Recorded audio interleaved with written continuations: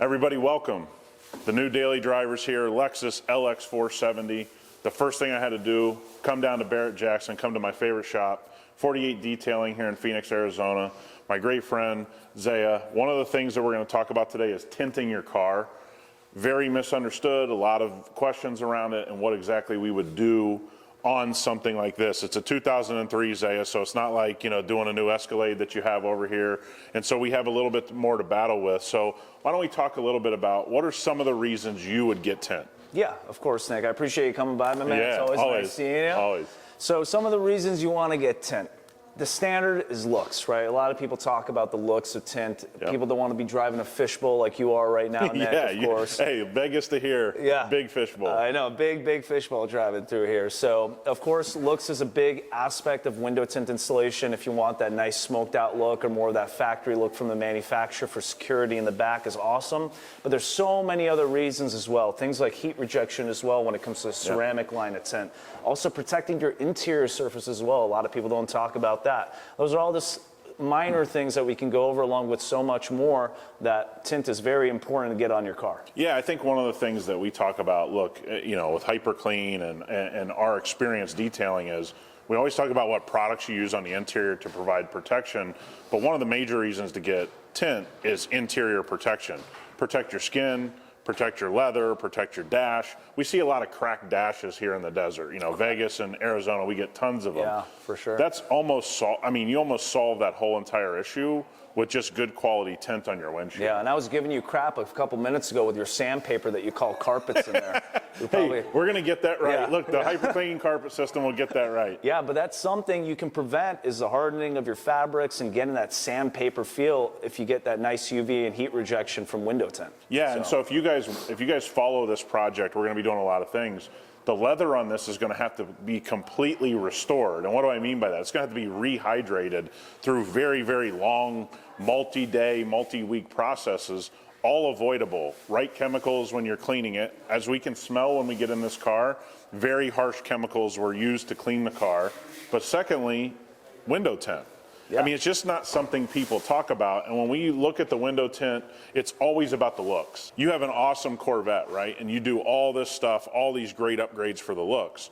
The thing you don't talk about is where tint fits into that. Yeah. And one of the craziest things to me is when you drive a car with tint, basically I've had tint for 20, 30 years on cars. You look at this point in time, and my point, when you drive one without tint, you notice the heat, you notice that everybody can see you, you notice the no privacy, but you also feel that there's no protection when you've had it on your cars before. Mm-hmm. And there's nothing worse in Vegas or Arizona getting into your car when it's 100+ degrees outside and literally smoking your ass off inside, man. 100%. It's bad. You're like a cooked chicken in there. So here's the crazy thing. Well, we'll bring you in today on a couple things. We'll bring you in on the process. We'll bring you in on selecting the films, all that kind of stuff. Then we're going to show the process of your great team installing the film from windshield all the way to the back glass.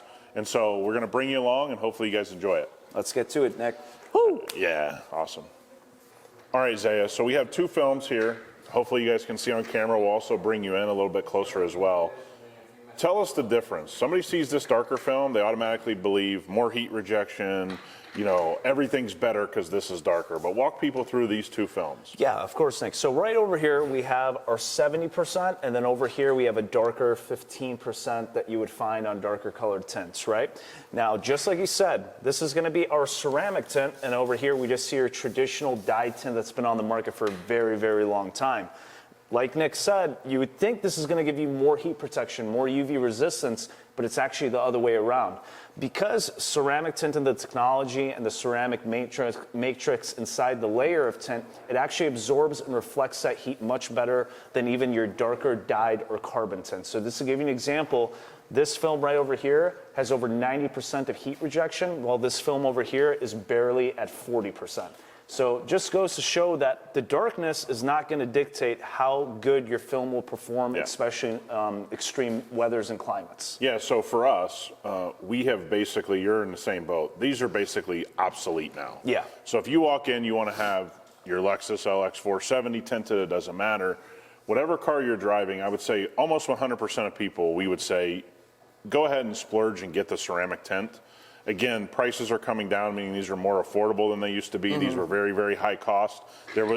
These just don't provide a lot. Also, they don't last as long. No, You'll start to see color distortion. Exactly. You know, if anybody remembers or see it in your car currently, that purple look that you can get from window tint, you shouldn't have any of that. I would tell most people you should be sticking with a ceramic tint. And there's a lot of shops like my shop, basically your shop. I mean, you're hardly ever installing a dyed film anymore. Yeah, there's so many disadvantages with dyed tint. Now, we don't have just dyed. It is a dyed carbon tint, so you do have a little bit of protection. We usually see people going for that tint on cars that aren't being driven that often, like a show car. They're just trying to save a little bit of money. They're just really caring for the aesthetics. Yeah. But what happens, like you mentioned, to dyed tints over a period of time, I have an example in the lobby. I'll throw in a clip of that example for you guys. It lightens up and distorts like crazy just after a few years. We start seeing dyed tint going from like a 5% like this to a 35 or a 50% shade in the matter of a few years in the climate that we're in right now. Yeah. And it just looks horrible. It's horrible to take off after a few years. And like Nick said, you're just not getting that much benefit besides just the aesthetics for the initial period of the installation. Yeah, and like we said in the open of this, the most important thing about tint is to think about things other than looks. Because both of these can give you a look. Yeah. Right? We're obviously showing you our lighter shade. This is, ceramic tint's available in all shades, excuse me. But you got to remember something. If you get tint for all of the reasons, this doesn't have all of the reasons. This ceramic tint has all of the reasons. Amazing heat rejection, not going to distort. I mean, literally, I've watched cars now over a decade where the tint looks fantastic with ceramic tint, right? Exactly. So, I mean, the longevity, and again, I know most of us don't keep our cars that long, but the reality is if you keep your car 3 or 4 years, this can start to look pretty bad if it's driven every day. Exactly, Nick. So all tints, all ceramic tints, I should say, do come with a lifetime warranty. Now, whether that's a Chihuahua's lifetime or a human lifetime, we don't know, but they're all warranted for a lifetime. While your dyed tint, you don't get that type of warranty because of the distortion that you get in the future. So. Yeah, so guys, I think this is important. I would tell you this, I'm 100% ceramic tint. You're 100% ceramic tint. We just wanted to show the differences, and also darkness doesn't necessarily equal protection. You can have a completely clear film with 90+% heat rejection, UV protection, that kind of thing. Exactly, and you might think this is common sense for a lot of people, but I can't tell you how many times I get customers step into a shop and I show them a 70% tint and tell them it's got the same heat rejection and UV protection as a 5% tint on the ceramic lineup, and they just sit back amazed about that fact. Well, let's share one thing. So a lot of you are living in places where tint laws are very strict. I mean, some people, you can't have any type of color on the front windows. You can't have it. Guys, you can get a completely clear ceramic film, and we know dealerships and large shops that are doing this in places in the Midwest and the East Coast where tint laws are very strict. You can have completely no blackout of your windows, no tint at all, no shade to any of it, and you can have almost 100% heat rejection with these clear films now. Yeah. So if you're somebody that goes, well, my tint laws are ... strict, the facts are what the facts are. They now have the technology where there's still a ton of value in getting your windshield and getting all of your windows, even if it's a clear film. You got all kinds of benefit, UV protection, heat rejection, and everything. Back in the day when ceramic tint wasn't available or wasn't to the point it is right now, we're 35% legal limit on front glasses here in Arizona.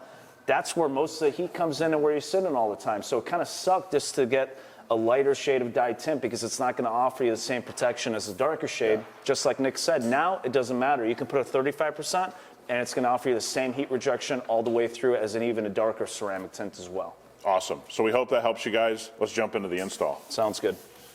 All right. So we're prepping to do the windshield, to tint the windshield. We have some clips on the inside here. You can see the white spots. We're going to yank those off. But what they did was they covered the dash. Seems like a simple, they also put what's called a tint rope or a soak rope is underneath here. Okay, what it does is catches the slip solution, catches all the stuff. You're going to be spraying a lot of liquid to lay tint down. So a very, very important step. And then you have a dash cover, which is sort of a no-brainer. Especially those, this is a 2003, but especially now everything that we see out in the open, all of the different electronics. You know, we got an Escalade over here in the shop that's got, 45 inches of screen Okay, so this is an important step. Guys are getting prepped. We'll bring you in as we start to install. All right, guys, we're now in the prep stage. We come in, we've already scrubbed this down with a white glass safe scrub pad, and now we're just gonna go ahead and squeegee it off and take a look and make sure there's no contaminants. Even though it's not being installed on the outside of the glass, this part is really important so you don't get any contaminants in the film. And honestly, this is probably the time where most installers spend the vast majority of their time prepping glass properly, okay? Because that's where contaminants, where things get in, and now you're gonna see him do the inside of the glass.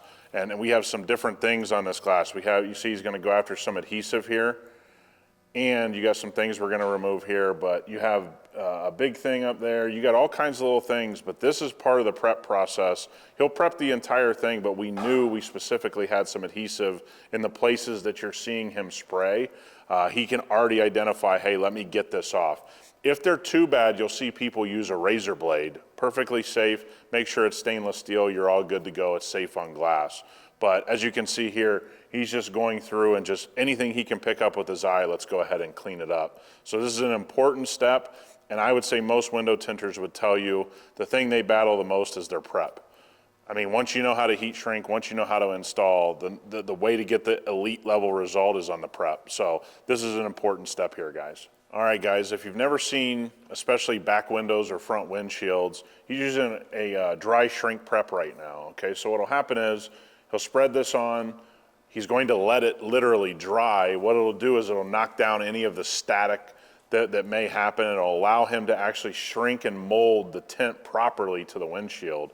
This is actually you'll see people use all kinds of different stuff, bounce dryer sheets. You'll see, some people will take Irish Spring and rub it on their hand. I mean, there's a different, but this is way neater and simpler. Just a dry shrink prep, and what will happen is he'll let this go ahead completely dry, and it'll allow him to shrink the tint and mold it to the front windshield, which is exactly what you need, and we'll bring you in on that as well. All right, guys, we have selected 70% for the front windshield. What that means, very light, okay? We're going to basically just go for the protection. You guys can probably see a little tint or hue on camera, but honestly, this is a pretty clear film. We're going for maximum heat rejection here. You'll see when they go to install, they'll do the traditional, some call it the H pattern, whatever. It's just the way that they mount this down. You can obviously see see these guys, expert knife skills. This is one of the things to keep in mind with window tint for the consumer that's never seen it. There's a lot of hand cutting. Now you can use plotters and things that make it easier, actually machine cut, but you'll watch these guys completely cut this out by hand, and now they're going to the shrink process. And the shrink process, honestly, was one of the toughest things for me to get good at, just because it's not that easy for me. I got a lot better at shrinking film when I did windshield protection film, which is very difficult to install. The old windshield protection film was very difficult, but as you can see, they're cutting it to size. Basically, if you see the black on your windows, the dot matrix as we call it down here, that's where you want the windshield film, or the windshield tint, excuse me, to basically be behind there so it's invisible to you as the owner. And so these guys, will take you along as these guys start to form this and walk you through all of that. But right now they're just cutting it roughly to size. This will not, I'm guessing, not be the final cut, and we'll go into a final cut after we get it shrunk out. So as you can see, he's organizing fingers.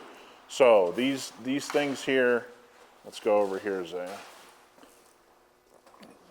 These things here, if you can pick up, these are called fingers. That's what you shrink out of the film, which molds it. Okay, it reduces the size, molds it to the windshield itself, to the glass itself, and you'll have these throughout. And that will keep you along and watch this process a little bit. But it's absolutely, positively the number one thing that people struggle with. And this after cleaning, this is probably the most important to getting the perfect install. So you'll see they're going to use high heat guns, and they're going to start what's called shrinking the film, okay? When you shrink the film, you'll start to see some ripples in the film.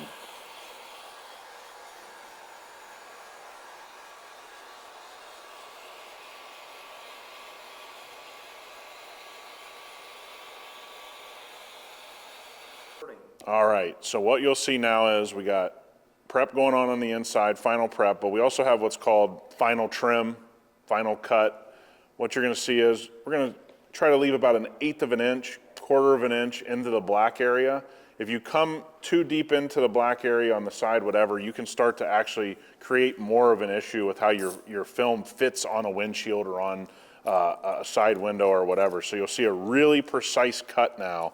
And so this would be your final trim all the way around. While you have final prep kind of going on the interior, you'll see the famous orange crush, which is, I don't know, basically been in tint since I've been around, it seems like, and using it to squeegee off, see if you see any more contaminants, but you'll see him start again from the middle, and now he's gonna go do and start a final cut on the top. So this is kind of one of those make or break moments, because if you cut it too short, you're gonna obviously see it. If you cut it too long, you're gonna create problems when you try to fit the film on the inside of the glass. And so this is just one of those things we thought we'd bring you in on, but this is where technician is very important. You know, there's parts of every process when you're working on a car that are the moments when it's make or break. The final trim on a windshield is definitely a make or break situation. You're pretty getting to the final stages right before installation here. You've heat shrunk everything, you've done your final cut. Now what you're gonna do is separate the liner, which makes it easy to install. So what you're seeing them pull there is the liner of the film. This is the adhesive of the film that's going to stick to your windshield. Again, there's many of you that know about this stuff, but for those that don't know, that is one of the spots. You're trying to avoid contamination here, but also you have to pull the liner and wet behind it so you can separate the liner on the inside and lay the adhesive down on the windshield. What you'll see now is you're gonna see him roll it up. Are you guys gonna reverse roll this? Okay, so you're gonna see the reverse roll. Some people will do like a Frankenstein install, some will do a reverse roll, and that's what you're gonna watch here. So what they're doing is they're rolling this up, and what's going to happen is they're going to make it really simple where they unroll it on the inside, probably from left to right, my guess is. And this will be very, very interesting to watch if you can see through the windshield here. All right, guys, we're inside now. What you're gonna see is they're gonna start the reverse roll. So they're gonna tuck the bottom corner, kind of shimmy it into place. It's pretty good for them that they have two hands. Sometimes it's pretty difficult with just one. And so now they got the mirror, they go around it. You boys had a little issue with that mirror, huh? A little bit. Okay, so there they go. Liner's being pulled. As you guys saw, that's why they did the reverse roll. They're gonna set it into place. Like I said, this is a time where they're gonna take their time. They're not touching anything. They don't wanna touch the upper felt or upper part of your headliner. Now they're gonna check and see, is this into place? What you're really looking for here during the install is there any light showing through? Okay, so you want to make sure the film is kind of shimmied into place. That's why you have so much liquid under here. When we were talking earlier, if we have that part in the video, there is a ton of liquid. So when you get film, one of the most important things you can do is let it really, really, you know, dry out over, I tell my customers 2 weeks. And even though we're in high heat Vegas or here in Phoenix, I still think 2 weeks is what you should do. So what they're doing now, there's a lot of little intricacies on this windshield that they're getting the film to sit behind, because you don't, last thing you want is a customer to take it home and go, I can see light through my, where the film isn't where it should be. And so now they'll get it out by their hands. And then the reason that they do this is if you run over with a squeegee with too much film, you'll actually crease it and they'll have to start over, which is, you know, something we've all experienced. I know the internet experts probably haven't experienced it, but we have. And you don't want to have to start over in this period. But now they're just kind of making sure this is settled in. Okay, you see him go through with his hand. Okay, there's a lot of film. Let me go ahead and brush it out with my hand. Perfect. Now this isn't the final squeegee. This is just kind of to set it into place. The film that you're seeing, remember, is on the outside. That you know, cloudy look, that's the outside. That's not the film itself. That's just from the installation on the exterior. And this is just, you know, picture perfect. Don't worry about those. If you guys have never watched Tint, don't worry about those squeegee noises. That's how it's supposed to sound. I know we kind of take for granted sometimes, if you've been around this, what it can sound like installing film. And people were like, oh, you're going to scratch my window. None of this can scratch. And you'll see he's going to take a tool, a reach tool, and he's going to get down. There's a very, very large hump right here in the windshield. Believe it or not, this is a night vision. So right here where you see him working his tool, if you can pick up my hand, is to reach in between that and the dash where that's a tight point. And so this to me has been a very, very smooth install. As everybody who's in here right now will tell you, there's times you don't have such a smooth install. I've been guilty of many in my career. So now it's looking around. They're gonna go into final squeegee mode here, I'm guessing. So you're gonna see he's got a tight area here. He's trying to get the liquid out. He's gonna use a reach tool to get it to lay down in there. And again, this is kind of what you're paying for. You know, Zaia and I were talking earlier on, if that's in this part of the video, this is what you're paying for, is all the little intricacies, all the little things that go into making this work. So you're seeing them get the liquid out with a reach tool, and now they'll go into what I'm guessing is the final squeegee with looks like the Blue Max, which is a little bit, you know, harder tool that allows you to get all the little, but this is why I say, guys, for everybody that's watching this for the first time, you want to let your tint sit for a couple weeks, okay? Because look at all the liquid that he's pushing out. You can only get so much out. Nobody's gonna get 100% of it out. So you wanna make sure you leave time. And so now they'll do an outside, so now you saw all that clear up, okay? So now they're gonna do a final look around. And what'll happen here is that you're just gonna see, okay, where's any liquid falling out? Like you said, the speed of install is important too, because if you look from top to bottom, if you don't have that squeegeed out properly, what'll happen is it'll start to suck in some contaminants from the headliner. So here's what everybody's doing now. You come together as a team, two guys sitting in here, we're out here filming, and you start to point things out, right? You go, okay, well, I see something here, well, I see something here, right? And the reason you do that is, Zaia just kind of talked about it. You're trying to get this down as fast as possible. One thing people don't think about is you can have stuff flush into your film after installation if it's not completely down. I mean, silly things like that that you have to learn. And again, this is, so I would look and go, okay, guys, what do you have? Okay, that's on the outside. That's a little chip mark, right? But this is what people will do in a good installation, is they'll start to point some things and go, let's make sure that's not an actual contaminant. We talked about it in educating on film about what is good levels of contaminants. Look, on something like this, you're talking about a 2003 number one, so you have a lot of different variables, right? There's a lot of dirt and stuff and grime that's all over, so it's your prep. But here's the thing, you may see somewhere around 4 to 5 little contaminants in a film like this, I would think. We're basically seeing none right now, but reality is, man, if you roll up and you pick up film and you go, I see 1 to 2 things, that's a pretty good install. I know, again, we have a lot of internet warriors out there that act like they install everything perfectly. Great shops will actually tell you that. Hey, expect to see 1 or 2 things. The rule of thumb I'm gonna keep repeating, wait 2 weeks, okay? Because you really don't know all the time what's a contaminant, because sometimes it just looks distorted in your eye because there's just so much water behind the film, even though they did the best job they could to go ahead and get this out. So now you'll see they're gonna do some detail work in and around this rear view mirror here. And so this is one of the spots that you would point out if you're looking at it, as he was just touching. So you would say, is this all laying the way that it should? That would be a point that you would look at as an installer if you were going through a QC process. But as you guys see, we kind of brought you in on a windshield. You got to see every little part of an install. The best part of it is that you kind of see that it's not that easy, right? That's one of the things that we like to educate our customers in Las Vegas, I know Zaia does here in Phoenix, is that, guys, this is highly technical work. So when people look around and they go, I want to save $300 or $400 on tint, you're going to usually do it in 2 places, cost and cheaper, worse tint, and secondly, on the labor. and the labor is highly technical. These guys have been installing for a long time.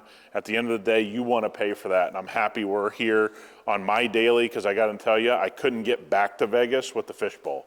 So I had to get Zaia to get me out of this, and so I'm glad we're a part of it. So now that, look, that they're doing some QC stuff here, they're going to use a tool here to reach down in these tough spaces and get this liquid out.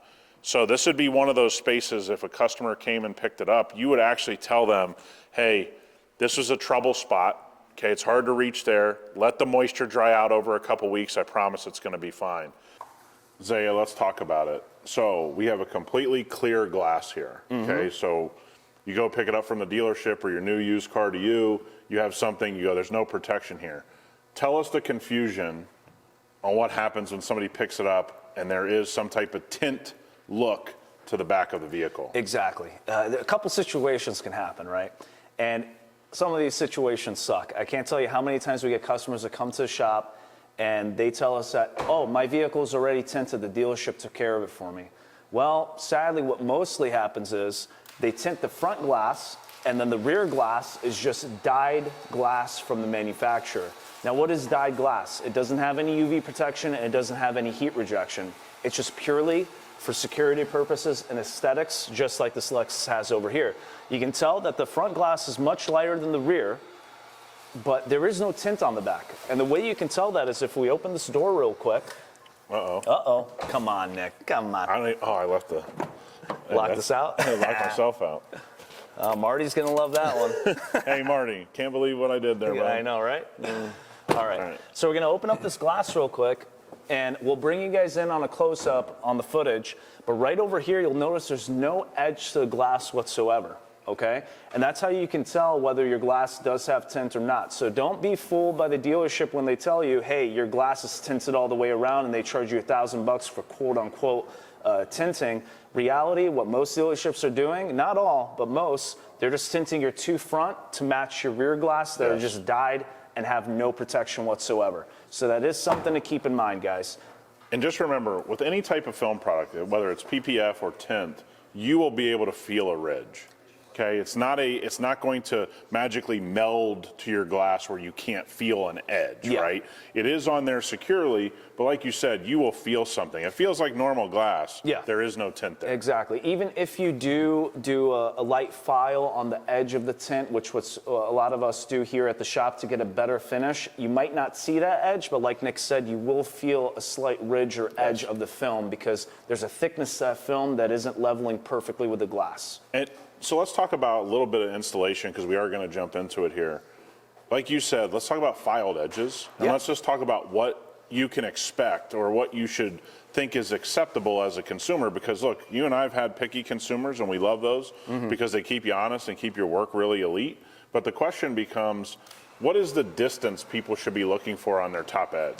Yeah, great question, my man. So it's not an exact measurement, right? But I would say about a fingernail thickness or so is kind of the distance that you're looking for. You don't want a gap too big, but a gap is acceptable at the end of the day. Yes. And just like our paint protection film, window tint as well.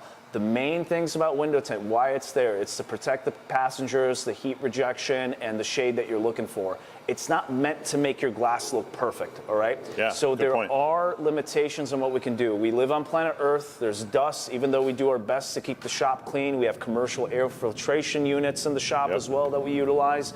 You might have a speck or two of contamination around your tint installation, and that is completely normal, okay? So it's just something to keep in mind. There are expectations that need to be set, realistic expectations for a quality tint job, because like you said, we've had customers in the past that come in, they find one piece of contamination throughout their whole tint install. I'll tell you right now, that is an amazing installation. Yes. There's shops that set an expectation. It's okay to have 3 to 4 pieces of contamination on each piece of glass being installed out there, and they still pass that perfectly fine. Yeah, so you know? this is a great point. And one of the things you need to realize, the bigger the piece of film I'm working with, so windshields, rear doors, you look at how big the glass is here, you are going to see a few more contaminants usually. Yeah. Exactly. Right? So you may see 1 to 2 here, you may see 3 to 4 tiny ones on your windshield. Here's the thing to keep in mind about contaminants as well.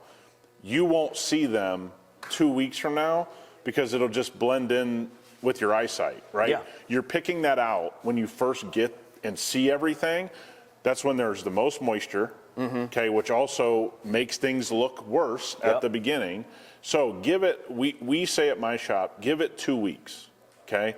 Let the heat, let the elements, give it 2 weeks. Very rarely does somebody after 2 weeks go, this is unacceptable. So just remember when you're picking up your car, there's an acceptable level. Now again, you got big gaps here at the top. You need to be concerned about the installation. Yeah. You're talking tiny gaps or even a filing situation.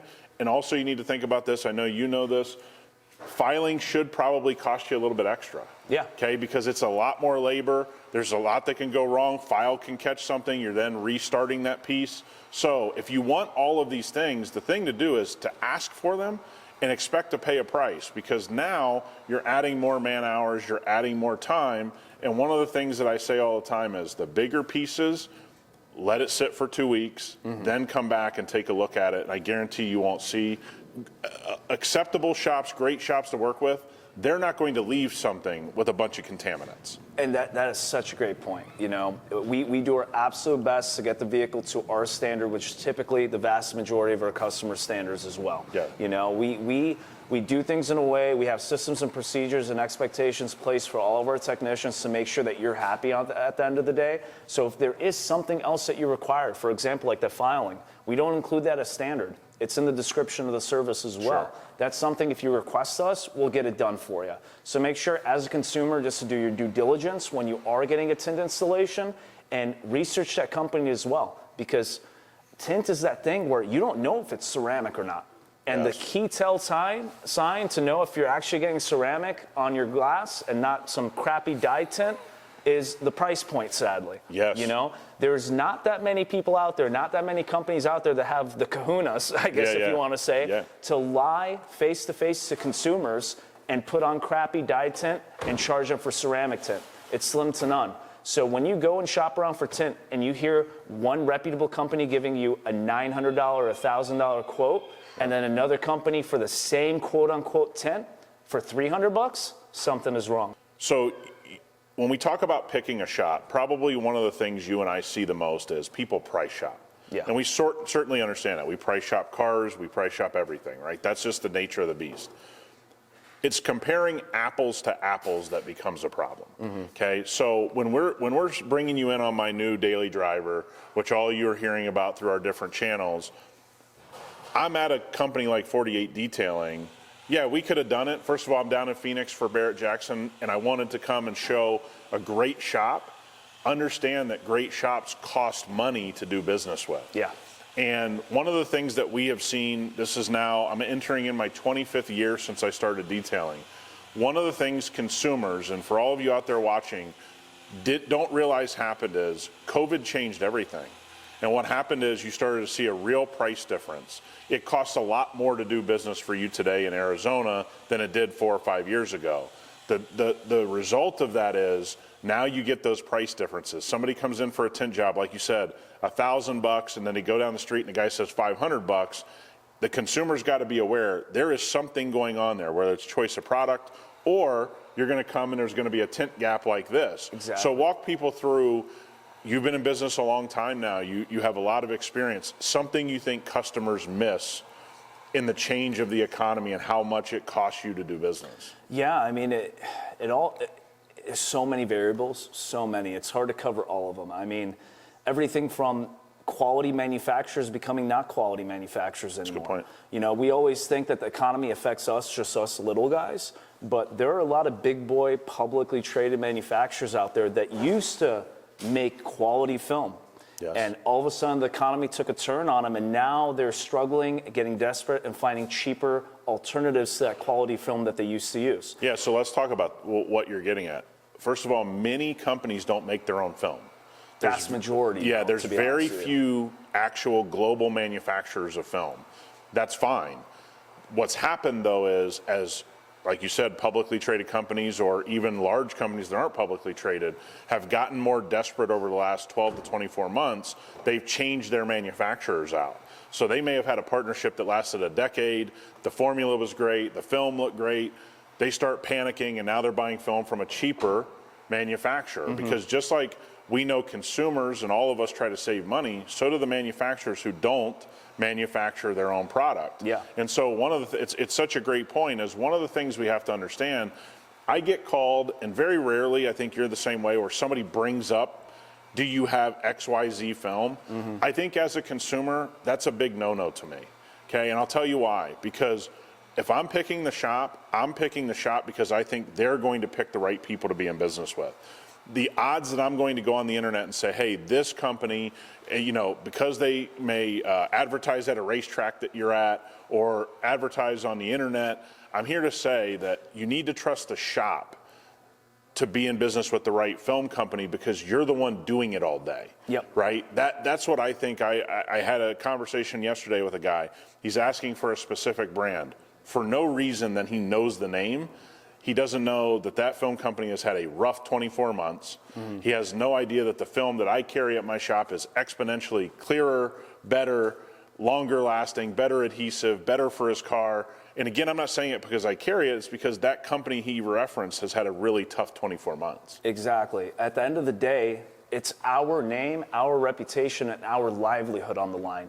Not that big corporation and all the chairmen that are making hundreds of millions of dollars every single year, right? So we want to make sure we do business with the right people, because if we don't, we're going to get hit at the end of the day. So that's something to keep in mind. I would rather trust the person I'm speaking to in person more so than the massive corporation that is, quote unquote, giving me a quality film, right? Because it might be the same brand, it might be the same name, but it possibly might not be actually the same film that they've been using that created the reputation that they have currently. And you have multi different companies in that situation. It's not one we're just talking about. So I think the other thing is, let's talk about this thing that you know so well as building your reputation. Guys, go to the mechanic with a great reputation, and I got news for you. He's going to pick the right products to put in your car, the right parts. He's going to have the right distributors to deal with. We have gotten to a place, and I certainly understand as you do, where consumers have been burned in the aftermarket. They've been burned by a mechanic. They've been burned. The other thing is, a lot of those stories I hear are probably like yours, where they start with the, hey, I got a good deal. And then they talk about being burned. And I understand that, but the world of good deals is filled with people that have been burned. And usually the people that have been burned do not like to say that they've been burned. Yes. But they love to brag about when they got the good deal and the 1 out of 10 chance that good deal actually turned out good. Yeah. And by the way, if somebody's giving nothing but good deals, they're not going to be in business. Yeah. Right? So again, just like when buying a car, just like when putting on tint or putting on PPF or ceramic coating, the thing is that there are people that have been burned. You and I know that. Yep. And we know that some people are not operating above board. I think it's easier today to find the people above board, but you also have to be willing to pay the price. Exactly. And so that price, just so everybody knows, film is exponentially more expensive than it was 4 years ago. We have instances where that film is now 30, 40, 60, 100% more expensive than it was just 4 years ago. And so when you go into that guy that gave you a price once upon a time and you go, well, I did my car 7 years ago, I mean, we're just not in that world anymore. And I think a lot of people are finding that hard to accept. Last time I checked, the Toyota Camry isn't $15K either. You know, I have customers paying $45,000 for a mid-level Camry now. Yeah, it just, and again, such a good point. We talk about cars on the Clutch Culture podcast. We talk about it on Pints. We talk it on this channel. One of the things I want people to know is when cars go up exponentially, everything attached to cars goes up exponentially. Exactly. And so, again, I don't know where we're going to use this, guys, if we can use it, but I thought it was important to do. Right now, what Jimmy is doing, so we went ahead and did a custom bulk installation on the front windshield. Right now, what we're doing is we're getting the sides and the rears printed out because we have patterns available on the system. So what you see Jimmy is working with right now is our GraphTech plotter. It's dedicated for tint installations. This speeds up the process for us and gives us more exact cuts on all the side glass and roll up and roll down windows. If we were to go ahead and hand cut each one of the windows the same ways we did on the front windshield, it would take a very, very long time. And even though Jimmy and Dee are very skilled installers with a knife and make amazing cuts, we're going to have more consistent laser precise cuts with the system that we have here. So in combination with the software, very expensive software, over $600 a month that we pay for the software with all the patterns, the computer system, and then the plotter as well, that can cost anywhere between $5,000 to $10,000 depending on what type of printer that you purchase. All that in combination with the customization that Jimmy and Dee do on the system to get the patterns looking exactly how we want them, will get us a better install overall on the Lexus over here. So how often do we use the system to go ahead and print out our tint? Well, more often than not, that is what we're doing. Typically, when we use a customized pattern is on an older vehicle where we don't have it on the system, but luckily for this Lexus, we did have the sides and the rears available. The front windshield, we did not, so that's why we went ahead and did our custom cut install on there. But 99% of the time, especially for all the new vehicles on the market, we do utilize patterns to go ahead and give you that exact finish and speed up the process for us when it comes to installation. And when I say speed up the process, it doesn't make a 6-hour install become a 2-hour install. We're talking about 30 minutes to an hour worth of saved time, but when you're doing 2-3 cars a day, that's a whole big difference when it comes to time savings for a tint installation. And I'm going to tell you guys a little bit why we picked the shades we picked. Number one, it's the discretion of our customer, in this case, Nick. He decided to stay legal on the front, but let me show you guys exactly why we're going with a 35% tint on the back. So when we talked to Nick about what shade he was looking for the rears, in the state of Arizona and Vegas, you can go as dark as you want on your rear glass. There's no legality regarding how dark you can get your tint. Nick didn't want to go too dark where it was limo, but he did want to darken the rear a bit more than the front so there can be a little bit of a staggered look like the original factory look that Lexus used to do back in the day. So what we decided to do, we went ahead and measured the rear glass. I got a tint measuring gauge, and what this gauge does, it measures the VLT, visual light transmission, that runs through the glass. Now, natural undyed glass, your natural shade out of the factory is around that 80 to 90%. So there is still a little bit of shade even with a natural glass with no dye and no tint. In the case of this glass over here, we're at 30%. So if we want to knock this 30% down to 15, we're going to have to layer a slightly lighter shade on top of it to get it down to 15. In this case, we'd be putting a 35 on top of the 30, and that will knock that down to that 15% range that we're looking for, okay? Now, this is all in discretion of the tinter and the expertise that they have. They will typically dictate what shade to put on top of dyed glass to get it to the percentage that we're looking for. So that's kind of the route that we take to gauge what kind of film we need to put on top of dyed glass to get the shade of your preferred preference. All right, guys, peel board, for those that don't know, what's happened here, we've already shown you footage. Zaia explained really well what a plotter is, and a plotter cuts out the pattern of the windows, right? So it keeps a knife off your car. There's a lot of people that'll talk about the old school and cutting it by hand. We can all cut by hand, but Zaia, if we come over here, one thing is when you start working knives on some of these old seals and stuff like that, some of this stuff just becomes a headache and a hassle. It's unbelievable now that we have software that basically precision cuts. Look, we may have to do some trimming. Not every glass is perfect, but I think if you can keep a knife off some of these old seals, I would vote for that, me personally. So what you'll see is, I guess he's going to do a little snap shrink here right on the panel, and again, what he's going to do is he's going to help him shrink this so it molds and suctions itself basically to the glass, for lack of a better term. Okay, so we're going to see now door guards, okay? This is one of the things that you can watch and people will have a debate about. Here's how I feel about it here at 48 Detailing. Obviously, they feel identical about it.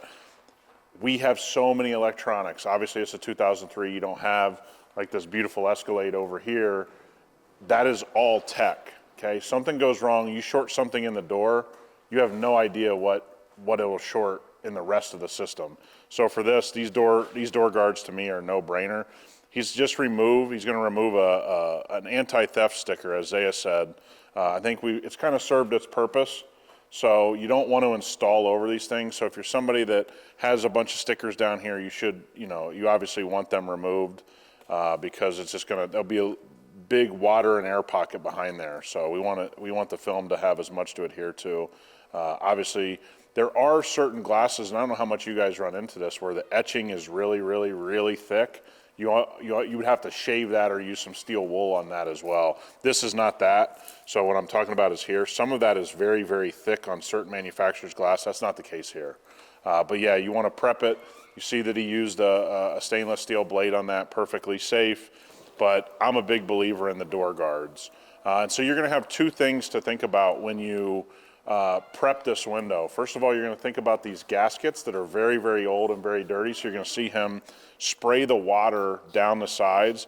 The thing is that if you don't get these clean, this is where contaminants on old vehicles and even brand new vehicles comes from. So you'll see him swipe down the side. Let's go ahead and show the towel.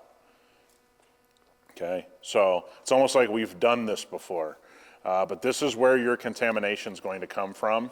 And so you can never really over prep those areas, but you can kind of get stuck on them if you don't realize you can have black coming out forever and ever and ever from these gaskets. You just want to get any loose type of dirt and grime that would, go into the film. So this is kind of just one of those normal prep procedures that if you have it right, you just do it without thinking almost.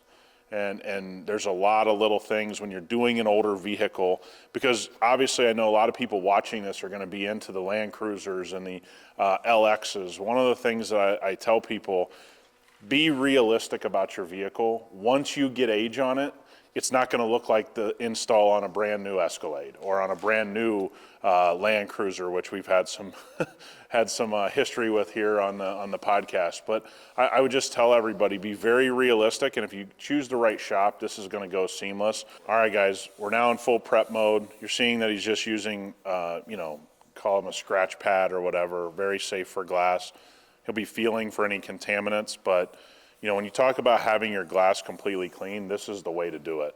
And so he'll roll it down. Now, really important to get the top edge right, both inside and out. You'll see these going just a little over because you don't want anything off the top edge seeping into your film, because like I said, because it's been shrunk on the peel board, what will happen is it'll almost suction to the glass. When it does that, it can pull in water and stuff from everywhere else. And so you'll see he's going to get the top edge really well. Okay, you can see if he pulled it back, it's completely clean. Now he'll squeegee this out. Okay, and when he does this, he'll basically leave a perfect surface. And you see he's overlapping his squeegees here, his squeegee strokes, just to make sure that it's perfectly clean.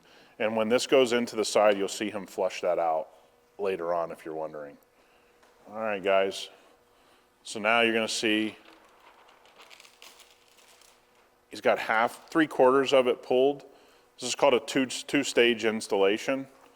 You don't have to pull, you see some guys like to bottom load, they'll pull the door panel off, not really necessary. He'll get the top kind of where it needs to go. Okay, it won't be perfect at first. He's just kind of nestling it in there. And so now you can see that he's going to get it refined here. And it's just one of those things that just takes some time. All these bubbles you see and all that white, that's called slip solution again. Using slip solution to allow this to be maneuverable and get the film exactly where he wants. So now you're seeing him precisely lay the film, and he's looking at the top edge. He's got hands everywhere to get the perfect install here. And so remember at the beginning, when we talked about what is a good gap, this is really tight. Again, remember, this was computer cut. So we're going to go ahead and do a first little light swipe here to kind of get it to lay down. Okay, you're not going to go super hard with the squeegee. And one of the best things about these installs is now you're seeing that he's pushing a little hard because he got that top edge sealed in there really nicely. So go over it again. Perfect. You see just no real gap at the top. Okay? And remember, Zaia kind of said it in an earlier video. I mean, a fingernail is very, very acceptable. If you want somebody to file down, your edges, then simply ask for it, but that's going to be at an additional cost, obviously. So what he's doing now is in case anything came down, in case anything leaked down, he's flushing that out again. Again, this is called a two-stage install. He's going to go ahead and pull the rest of the liner. He's going to flush it out just a little bit more, put a little bit more slip in there that it's going to allow that to slip behind that gasket. Pulls the middle, which allows him to pull the edges in, get the edges tucked, okay? No creasing of the film the way that he just did it, and now he's going to try to get it to sit down in the gasket. So he's going to take his tool and he's going to pull out the gasket so he can get it to fit down. Again, remember, this is much easier on newer cars, believe it or not. This is not as constructed, this is constructed way better than a newer car would be on these, okay? So just trying to get the film to sit down in there. And you will have times where you just, you know, you're fighting it, you're maneuvering it, you're just trying to be careful with how you do things. And so as you see now, going along the bottom, making sure everything's sitting in there. Also, he's making sure that the edge of the film is sitting below the gasket so it doesn't pull up when you roll the window up and down, which can happen. And so now he'll just squeegee down the middle, okay? And now he'll kind of spread the film out to the edges, which is one of the most important steps here to get this finished out. Actually very smooth for as tight as those gaskets were, very great install. And now just pushing everything to the edge, being methodical about it. Take the easy reach and just kind of get down. Push the water out, okay? Now he's gonna go along the bottom. You'll see all this water come out. Perfect. That is textbook of exactly what you should see on a two-stage install. Again, bottom loading works as well. When you're working on older cars, I think we all kind of have the same opinion. Do I want to be pulling panels unnecessarily? Not necessarily, you know, there's guys that are great at it.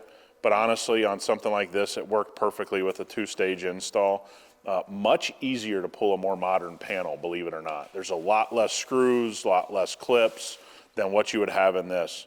So to me, just a perfect, flawless install. Now he's gonna go, this is kind of one of the most important parts as we saw on the windshield is, he's gonna have some light shining in. You're gonna see him do just some detail work and make sure that everything's down, everything's where it needs to be. He'll probably go back, he'll pull the door guards, he'll go back again along the bottom just to make sure everything's sitting properly. And like I said, this is pretty textbook, right? We're not even seeing one bit of contamination, just a perfectly clean install, which again, I'll say it right out, I didn't think it was even possible.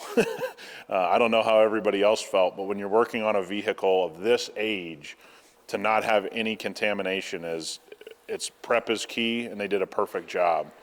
And we're out of the fishbowl. That's the most important part. I won't be driving back to Vegas in a complete fishbowl here from Phoenix. You're lucky I don't have a mic on me. Hey, just a perfect install. And so again, I mean, I'm very, very shocked. I know the level of work these guys do here at 48 Detailing, but to be honest with you, it's very hard to get some of these old cars in such a great clean install, but it's been just going seamlessly. And I think we even say it, that plotter, the fact that they have a 2003 on the computer software, it takes a lot of pressure off having to knife on the car and do all that kind of stuff. So just a perfect install. Couldn't be happier with how it's going for sure. All right, guys, we're finishing up the project. We're on the back glass. We thought we'd bring in and talk about the defroster lines. As you can see, we have lots of defroster lines. In modern cars, you know, cars of this age, 2003, you're gonna see defroster lines. Let's talk about some facts and some things that could happen. We're seeing thicker and thicker defroster lines now. You might see this on Challenger Charger as an example. So prep is key, but let's talk about some things that can happen. Upon removal of tint, some of the things you could have happen is you can actually have the defroster lines come off, okay? And it's very normal for that to happen. Somebody's not being negligent. You do your best to avoid that kind of stuff, but it can happen.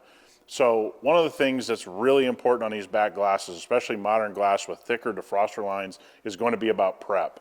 You you don't want any air or water sitting around the defroster line. So what will happen is guys will go to extreme lengths, taking steel wool, even some guys, I see guys even using blades at times that are highly technical with this stuff to try to make it so your tint sits flat. Okay, so one of the things that we have to keep in mind is that sometimes you can't get away from the manufacturer. If you have some of these dot matrices, okay, so you see these dots here, you can get on some cars where the film will sit kind of, not quite right on those. So prep is key here. This is why to choose a high value shop like our guys here at 48 Detailing is because all of the prep will allow this film to lay very, very well. Also, this is the reason to use a high quality film because if it does have to come off, let's say something happens, I damaged the film taking something out of the trunk, the higher quality adhesive that you have, the less likely you are to pull defroster, but it is still a worry. So what we're finishing up, we're on the last piece here. It's been a seamless process, much better than I thought that it would go, but you kind of expect that if you hire the right shop. So we'll bring you in, show you the after when we're done, and we'll show you a little bit of B-roll of these guys prepping and getting this thing ready. Well, the first big project on the 2003 LX 470 is in the books. Woo! Yeah, driving from Vegas down to Scottsdale and Phoenix for Barrett Jackson, we knew we had to get it done. We came to 48 Detailing. The work is exceptional. We walked you through everything that we did from prepping and things to look for. I think this is one of those videos that you can keep referring back to, whether you're trying to do it yourself or you want to hire a shop, which you and I talked about, and you see what goes into a high quality shop and a high quality install. The vehicle's been transformed. What say you? Yeah, man. I mean, this video is going to be phenomenal. I don't think there's another video out there that goes this much in detail from both perspectives for consumers and also other shops out there. I mean, between me and you, Nick, there's over 25, almost 30 years worth of experience right here when it comes to this industry. And knowing Nick, he's been around hundreds of shops throughout the country, and I've had my fair share of friend shops and companion shops and seeing how things are done.